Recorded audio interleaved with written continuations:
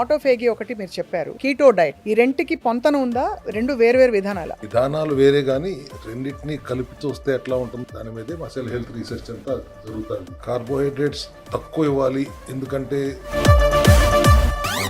Diet లో ఉన్నప్పుడు మోతాదుకు మించి ఫ్యాట్ తినమన్నారని నెయ్యి పోసేసుకుని తినేడాలు, కొబ్బరి నూనె బాగా తాగేడాలు చేయకూడదు. కొంతవరకు చేయొచ్చు. యాసిడ్స్ ఉన్న కొబ్బరి నూనె కురుడి నుంచి పట్టింది తాగుతాం మంచిదే, బట్ మీ కిడ్నీ సమస్య ఉన్నప్పుడు ఇలా ఎంత తాగాలి?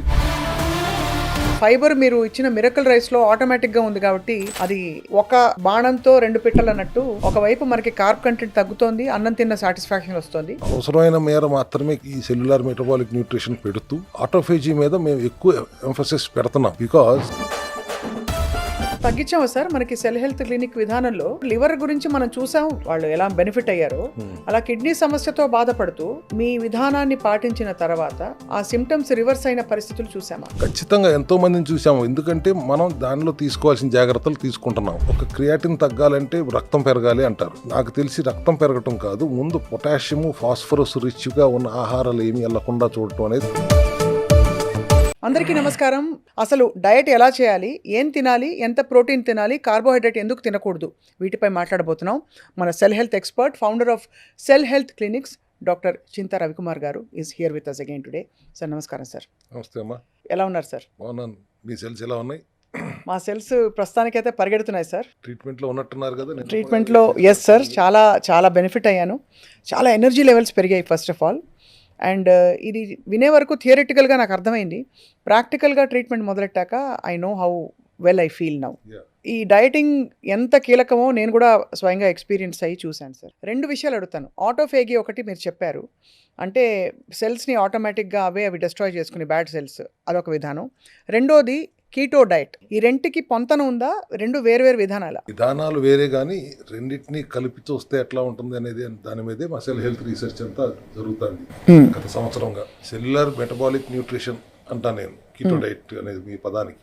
కార్బోహైడ్రేట్స్ తక్కువ ఇవ్వాలి, ఎందుకంటే దాని గ్లూకోజ్ గా కన్వర్ట్ అవుతుంది కాబట్టి, రైట్, ఆ గ్లూకోజ్ రోగ కణాలకు ఆహారంగా మారుతుంది కాబట్టి మితంగా కార్బోహైడ్రేట్స్ ఉండేలా చూసుకోవాలి అనేది ఒక సిద్ధాంతం. టోటల్ గా గ్లూకోజ్ ని ఇన్హిబిట్ చేస్తూ వల్ల వచ్చే ప్రమాదాలు కూడా ఉన్నాయి అనేది మనం గమనించుకోవాలి. రైట్. అట్లాగే మితిమీరిన ప్రోటీన్ తినటం కూడా కరెక్ట్ కాదు, విధానం కాదు. అది కూడా యానిమల్ ప్రోటీన్ 1 kg తినేయండి, 1 kg తినేయండి అని చెప్పడం కూడా సరైన విధానం కాదు. మీ బరువును బట్టి ఎంత తినాలో అనేది నిర్ణయించుకోవాలి. డాక్టర్లు సజెస్ట్ చేసినట్టుగా మీరు వాడకం చేయాలి, కానీ వీడియోలు చూసేసి చేయటం అనేది అందరూ చేస్తున్న పెద్ద తప్పు నా ఉద్దేశం. అట్లాగే సాచురేటెడ్ ఫ్యాట్ కూడా 100 గ్రాములు తాగేయండి, 150 గ్రాములు తాగేయండి, తినండి అంటం కూడా ఎంతవరకు కరెక్ట్ అనేది ఒకసారి ఆలోచించుకోవాలి. కార్బోహైడ్రేట్స్ మీరు ఆపేసి ప్రోటీన్ ఎక్కువ తినటం వల్ల గ్లూకోజ్ స్పైక్స్ ఆగుతాయి ఇమీడియట్ గా. బట్ గ్లూకోజ్ స్పైక్స్ ఆగటం ఒక్కటే లక్ష్యంగా పెట్టుకోకూడదు. మిగతా శరీరం అంతా కూడా మనం అర్థం చేసుకుని దాన్ని కూడా అడ్రస్ చేయాలి కదా.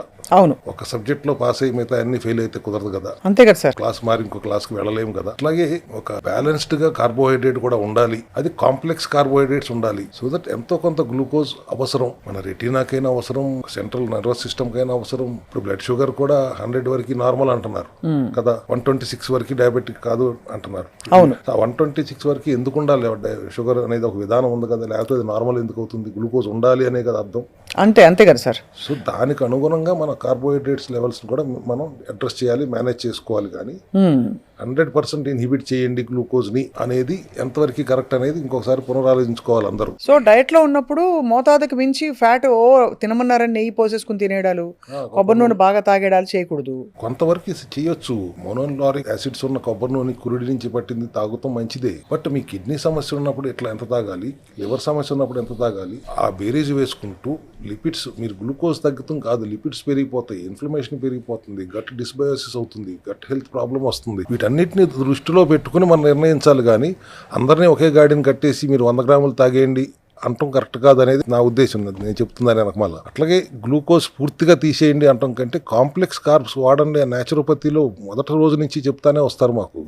సింపుల్ కార్బ్స్, స్టార్చీ ఫుడ్స్ వైపు వెళ్ళకండి, కాంప్లెక్స్ కార్బ్స్ తినండి. ఫర్ ఎగ్జాంపుల్ స్వీట్ పొటాటో, చిలకడ దుంప, అది వెంటనే డైజెస్ట్ అవ్వదు. So that is very good complex carb. Okay, చిలకడ దుంప చాలా మంచిది. అయితే చాలా మంచిది. ఏమిటి సార్ అందులో వేరే గుణాలు కూడా ఉంటాయా? Lots of proteins and vitamins ఉంటాయి దాంట్లో. And at the same time it is complex, అది అంత తొందరగా డైజెస్ట్ అవ్వదు. ఎమటెడ్ గ్లూకోజ్ స్పైక్స్ అవుతాయి అంటానికి ఉండదు, షుగర్ స్పైక్ అవ్వదు. Correct. So taking one sweet potato should not be a problem in general diet plan లో ఉన్నప్పుడు.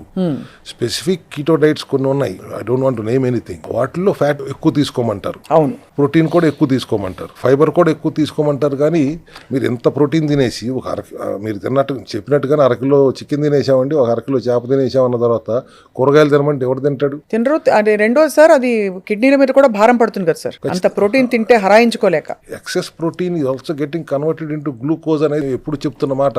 అది మజిల్ గా ఫామ్ అవుతుందని కొంతమంది చెప్తున్నారు. ఎంతవరకు దాంట్లో సైన్స్ ఉన్నది అని అందరూ ఒకసారి ఆలోచించుకోవాలి. అవునవును. More than 1 gram of your body weight unless your athlete protein తీసుకోవడం అంత మంచిది కాదు అనేది సైన్స్ మొత్తం చెప్తున్నది. సో అందరూ ఏమనుకుంటారంటే ప్రోటీన్ మంచిది కాబట్టి మోతాదుకి మించి తినేస్తే అది పడుంటుందిలే అనుకుంటారు. కానీ అది కూడా ఎక్కడికైనా వెళ్ళాలి కాబట్టి అది ఫ్యాట్ గానే కన్వర్ట్ అవుతుంది, గ్లూకోజ్ గానే కన్వర్ట్ అవుతుంది. గ్లూకోజ్ కన్వర్ట్ అయ్యి దెన్ ఆ గ్లూకోజ్ ఖర్చు గ్లూకోజ్ ఉన్నప్పుడు మళ్ళీ ఫ్యాట్ గా కన్వర్ట్ అవుతుంది. సో అది కూడా మీరు తీసుకునే ప్రోటీన్ లీన్ ప్రోటీన్ ఉండాలి, నాట్ ఫ్యాట్ ప్రోటీన్. అంటే రెడ్ మీట్ లాంటివి తీసుకుంటాం వల్ల అంత మంచిది కాదు. అదే at the same time plant protein కూడా ఉంటుంది. యూ కెన్ హ్యావ్ ప్లాంట్ ప్రోటీనా యానిమల్ ప్రోటీనా, ఏది అవసరం ఆ పర్సన్ కి ఆ మెటబాలిజం కి అనుగుణంగా అనేది కూడా మనం నిర్ధారించడానికి ఒక డాక్టర్ ఆధ్వర్యంలోనే వాళ్ళు తీసుకోవడం చేయటం చేయాలి.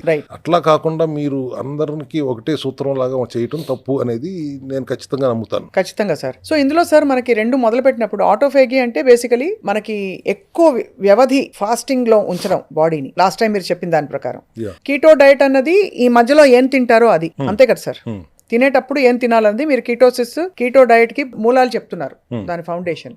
Don't eat too much protein, ఎంత మోతాదు ఉందో అంతే తినాలి. ఫ్యాట్ కూడా అడ్డదిడ్డంగా తినకూడదు. కార్బోహైడ్రేట్స్ కూడా హెల్దీ కార్బ్స్ ఉంటాయి, కాంప్లెక్స్ కార్బ్స్ ఉంటాయి, వాటిని తినొచ్చు. ఇవన్నీ బ్యాలెన్స్ చేసుకుని మీ బాడీకి ఏది తగ్గుతుందో డాక్టరే చెప్తారు. అంతే, మీ మెటబాలిజం చూసి దాన్ని బట్టి మీ బ్లడ్ టెస్టులను కూడా చూసిన తర్వాత దానికి అనుగుణమైన ఆహార విధానం చెప్తాం. దాన్ని స్ట్రిక్ట్ గా మీరు పాటించాలనేది ఎప్పటి నుంచో వస్తున్న విధానం. దాంట్లో ఉన్న మైనస్లు ఏంటో చూసుకుని వాటిని కరెక్ట్ చేసుకుంటూ సెల్యులార్ మెటబాలిక్ న్యూట్రిషన్ అని ఇప్పుడు మన సెల్ హెల్త్ క్లినిక్ లో చేస్తున్నాం. ఫ్యాట్ ని కూడా మోతాదులోనే ఉంచి, ప్రోటీన్ కూడా బ్యాలెన్స్డ్ గా ఉంచి, లీన్ ప్రోటీన్ అడ్వైస్ చేస్తూ, అవసరమైతే ప్లాంట్ ప్రోటీన్ అడ్వైస్ చేస్తూ, ఫైబర్ మీద ఎక్కువ దృష్టి పెట్టి స్ట్రెస్ చేసి చేస్తున్నప్పుడు your gut will be happy. Ultimately, your gut health is the master switch for everything. అది నాకు యాక్చువల్లీ అర్థమైంది సార్. ఎప్పుడైతే ఫైబర్ ని పెంచామో డైట్ లో, గట్ హెల్త్ ఇష్యూస్ చాలా వరకు తగ్గిపోయాయి. అంటే ఇది వరకు ఆ బర్నింగ్, తర్వాత ఒక విధమైన డిస్పెప్సియా, లేదు ఏదైనా ఒక బ్లోటింగ్ లాగా ఉన్న ఫీలింగ్ అంతా పోయింది ఎప్పటి నుంచి ఫైబర్ పెంచిన తర్వాత. అండ్ ఈ ఫైబర్ మీరు ఇచ్చిన మిరకల్ రైస్ లో ఆటోమేటిక్ గా ఉంది కాబట్టి అది ఒక బాణంతో రెండు పిట్టలు అన్నట్టు, ఒకవైపు మనకి కార్బ్ కంటెంట్ తగ్గుతోంది, అన్నం తిన్న సాటిస్ఫాక్షన్ వస్తుంది, దాంతో పాటు మీరు చెప్పినట్టు ఫైబర్ కూడా వస్తుంది కొంత. బట్ ఒక చిన్న ప్రాబ్లం ఏంటంటే సెల్యులార్ మెటబాలిక్ న్యూట్రిషన్ లో కానీ కీటో డైట్ లో అయినా కానీ సెల్ రిపేర్ కావాల్సిన సమయం మనం ఇస్తున్నామా లేదా అనేది ఒకటే మనం ఆలోచించుకోవాలి. ఎందుకంటే కంటిన్యూస్ గా మీరు తింటూనే ఉండండి, అవసరమైన చోట కొన్ని క్రానిక్ ఎయిల్మెంట్స్ ఉన్నప్పుడు మీరు బరువు తగ్గకూడదు, తింటూనే ఉండాలి అని చెప్పినప్పుడు we don't give time to the body. ఆ రిపేర్ చేసుకునే టైం దానికి ఉండట్లేదు. అట్ ద సేమ్ టైం ఎక్కువ మోతాదులో యానిమల్ ప్రోటీన్ తినడం వల్ల you are deviating from the circadian based pair window, అది కూడా అవ్వట్లేదు. అందుకని అవసరమైన మేర మాత్రమే ఈ సెల్యులార్ మెటబాలిక్ న్యూట్రిషన్ పెడుతూ ఆటోఫేజీ మీద మేము ఎక్కువ ఎంఫసిస్ పెడుతున్నాం. బికాస్ 100 సంవత్సరాలు బ్రతకాలంటే అదృష్టం ఉండాలి అంటారు. 100 సంవత్సరాలు బ్రతకాలంటే ఏ మ్యాజిక్ పిల్ వేసుకోవాలి, ఎంత కాస్ట్లీ రిచ్ ఫుడ్ తినాలి అని ఆలోచిస్తారు. 100 సంవత్సరాలు బ్రతకటం కాదు, సైన్స్ ఏం చెప్తాంది, ఎంతకాలం బ్రతకటం కాదు, ఎలా బ్రతకాలి అనేది చెప్తాంది. దాని ఉద్దేశం ఎక్కువ తింటూ, ఎప్పుడు పడితే అప్పుడు తింటూ, ఏది పడితే అది తింటూ, సరైన నిద్ర లేకుండా బాడీ మీద లాట్స్ ఆఫ్ ప్రెషర్ పెట్టేసి శరీరానికి చేస్తే సెల్స్ అలిసిపోతాయి. అలిసిపోయే స్థితిలో ముసలితనం మొదలవుతుంది. కంటిన్యూస్ గా అదే చేస్తాను, వృద్ధాప్యం అడ్వాన్స్ అయిపోతుంది. అవును, కరెక్టే సార్. సో నోబెల్ ప్రైజ్ గ్రహీతలు 3 సైంటిస్టులు తేల్చి చెప్పింది ఏంటంటే వృద్ధాప్యాన్ని మనం స్లో చేయొచ్చు, కాస్ట్లీ మందులతో కాదు, ఆహార మార్పులతో, అలవాట్ల మార్పులతో. Add decades to your life అన్నారు ఆయన, through this mechanism which I'm going to tell now. And anti ageing mechanism, not only living longer, living better mechanism అన్నారు. సెల్యులార్ గార్బేజ్ డిస్పోజింగ్ మెకానిజం అన్నారు. సెల్స్ ఇది ఒక ఫ్యాక్టరీ, ఆ ఫ్యాక్టరీలో continuous గా వర్కర్లు పనిచేస్తుంటే ఆ ఫ్యాక్టరీ మెయింటెనెన్స్ చేయడానికి టైం ఎక్కడ ఉంటుంది? సో హితమైనది తినండి, మితంగా తినండి, 70% 80% ఫిల్ అయ్యేటట్టే తినండి, కొంత ఖాళీ ఉంచండి. సో దట్ నైట్ షిఫ్ట్ లో వర్కర్స్ పనిచేయకుండా బాడీని, సెల్స్ ని రిపేర్ మోడ్ లోకి తీసుకెళ్తే అవి యంగ్ గా ఉంటాయి. అదే మెకానిజం. చాలా లాజికల్ గా ఉంది సార్ ఇది. ఈ మెకానిజం పేరే ఆటోఫాజీ. సెల్ఫ్ ఈటింగ్ అన్నారు. ఆటో అంటే సెల్ఫ్, ఈటింగ్, ఫాజీ అంటే ఈటింగ్ అంటారు. జపనీస్ సైంటిస్ట్ కనిపెట్టిన 2016లో నోబెల్ ప్రైజ్ ఇచ్చిన ఆయన చెప్పింది అక్కడ జపాన్ లో ఉన్న కల్చర్ ప్రకారం తినే ఆహారాలు బేస్ చేసుకుని ఆయన అది కనిపెట్టి చెప్పారు. Fast for at least 18 hours. Initially 24 గంటల నుంచి 36 గంటలు వాటర్ ఫాస్టింగ్ లో ఉండండి, తర్వాత 18 గంటలు ఫాస్టింగ్ లో ఉండండి, నిదానంగా 16 గంటలు ఫాస్టింగ్ లోకి రండి, ఒక 3 నెలలు 4 నెలలు అయిన తర్వాత 14 గంటల ఫాస్టింగ్ లోకి వచ్చేయండి, ఒక 10 hours విండో ఈటింగ్ విండో కని మార్చుకోండి అని ఆయన నిర్దేశించిన విధానం అది. దాంట్లో మనం అన్వయించుకోవాల్సింది, మన ఆంధ్రీకరించుకోవాల్సింది, ఇండియనైజ్ చేసుకోవాలి మన ఇక్కడున్న ఆహారాలు అలవాట్లు బట్టి. We have to integrate that autophagy into hour protocol. So cell health లో మేము చేస్తున్న ప్రోటోకాల్ కూడా దాన్ని రీసెర్చ్ చేసి how to bring that eating window into hour style of eating అంటే విత్ బ్యాలెన్స్డ్ మీల్ అన్నది పాయింట్ అక్కడ. యా, అప్పుడు మేము the same cellular metabolic nutrition, ఈ ప్రోటీన్ బ్యాలెన్స్డ్ గా, కాంప్లెక్స్ కార్బ్స్ తో, లిమిటెడ్ ఫ్యాట్ తో, హై ఫైబర్ తో ఉన్న ఆహారాన్ని ఈ 8 hours విండోలోనూ, 6 hours విండోలోనూ, 10 hours విండోలోనూ తీసుకొచ్చి పెడతానికి ప్రయత్నం ఫస్ట్ చేశాం. అది ఖచ్చితంగా చాలా బాగా వర్క్ అవుతుంది. ఎందుకంటే ఒకటి, you are allowing the healthy cells to eat the dead cells, and at the same time malfunction cells కూడా బ్రేక్ డౌన్ చేసి అయ్యే కాంపోనెంట్స్ వాడి, అయ్యే స్పేర్ పార్ట్లు వాడి మళ్ళీ కొత్త సెల్స్ తయారవడానికి దోహదపడుతున్నాయి. అవును. అట్ ద సేమ్ టైం ఇవి చేస్తున్న క్రమంలో మనం కూడా వాటికి ఏమి మాల్ ఫంక్షనింగ్ సెల్కి ఆహారం ఇవ్వకుండా వాటిని పస్తు పెడతాం. ఇటు పక్క నుంచి మన ఆహార విధానంలో కూడా ఉండటం వల్ల ఒకటి liver friendly autophagy, kidney friendly autophagy, పెద్దవాళ్ళకి సెన్సిబుల్ ఫాస్టింగ్ ఆటోఫేజీ, అందరినీ ఒకే గాడిని కట్, ఇట్లా రకరకాలుగా విభజించాం సెల్ హెల్త్ క్లినిక్ లో. కిడ్నీ ప్రాబ్లమ్ తో వచ్చిన వాళ్ళకి అదే ప్రిస్క్రిప్షన్ ఇవ్వలేరు, ఎట్లా ఇస్తాం? వాళ్ళకి kidney is not properly filtering, creatinine ని ఫిల్టర్ చేయలేకపోతాను, మలినాల్ని తీసేయలేకపోతుంది కిడ్నీ. అట్లా వదిలేస్తే వాళ్ళు డయాలసిస్ లోకి వెళ్తున్నారు. డయాలసిస్లోకి వెళ్తే వారానికి ఒకసారితో మొదలై వారానికి 3 సార్లు, అంటే ఇంటికి రావటం వెళ్తాం అయిపోతుంది వాళ్ళ జీవితం అంతా. ఒక స్టేజ్కి వచ్చిన తర్వాత కిడ్నీ ట్రాన్స్ప్లాంట్ చేయాల్సిన పరిస్థితి వస్తుంది. సో తగ్గించాము సార్ మనకి సెల్ హెల్త్ క్లినిక్ విధానంలో అలా ఉన్న పరిస్థితి. ఎందుకంటే లివర్ గురించి మనం చూసాం, ఒకళ్ళు ఎవరో చెప్పారు కూడా మనతో, వాళ్ళు ఎలా బెనిఫిట్ అయ్యారో. అలా కిడ్నీ సమస్యతో బాధపడుతూ మీ విధానాన్ని పాటించిన తర్వాత ఆ సిమ్టమ్స్ రివర్స్ అయిన పరిస్థితులు చూసామా? ఖచ్చితంగా ఎంతో మందిని చూసాము. ఎందుకంటే మనం దానిలో తీసుకోవాల్సిన జాగ్రత్తలు తీసుకుంటున్నాం. మిగతా వాళ్ళు ఎవరు తీసుకోని జాగ్రత్తలు మనం తీసుకుంటున్న జాగ్రత్త వల్ల మన దగ్గర రిజల్ట్స్ ఎక్కువ వస్తున్నాయని నేను నమ్ముతాను. If I'm wrong, subject to correction.